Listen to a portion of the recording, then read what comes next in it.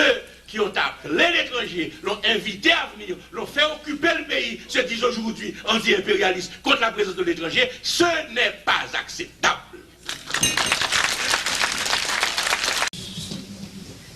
Car Duvalier avait au moins le mérite monstrueux d'être un dictateur.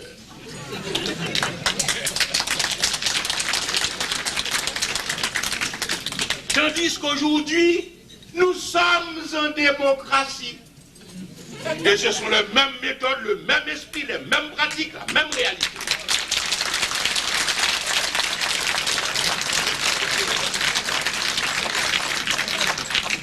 D'où un second impératif de la conjoncture. Ce n'est pas seulement l'effort unitaire indispensable pour sortir le pays de là, mais l'effort pour sincériser la politique haïtienne, comme en économie, on sincérise les prix. Il faut sincériser la politique haïtienne.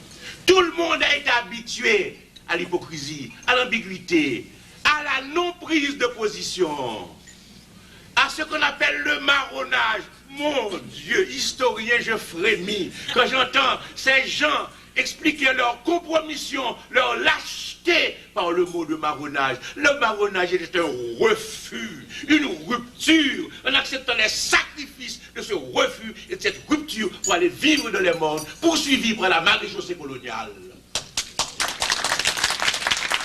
Oh, on baptise tout en Haïti de marronnage.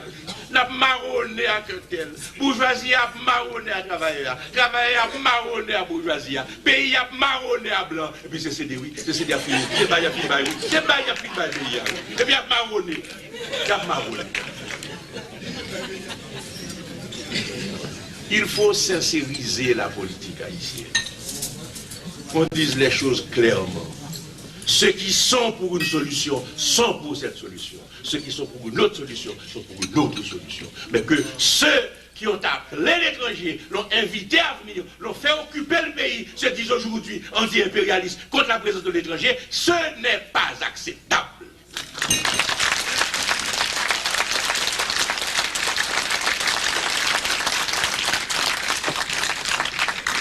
Il faut sincériser la politique haïtienne.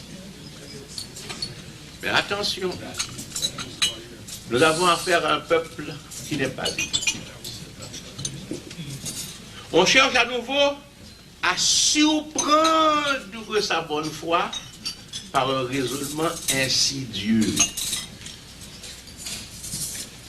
Ceux qui l'ont trompé sur la présence étrangère veulent aujourd'hui trouver un justificatif pour revenir à leur position antérieure, comme s'ils n'étaient pas responsables du fait qu'aujourd'hui, c'est l'étranger seul qui décide de tout ce qui est important dans la vie nationale. Et c'est la raison pour laquelle il faut faire attention aujourd'hui. La démocratisation nécessaire d'Haïti a ses bienfaits et ses risques. Et ses risques. Là encore, je parle le langage de la sincérité politique. Tant que nous n'arrivons pas à éduquer l'ensemble de la société haïtienne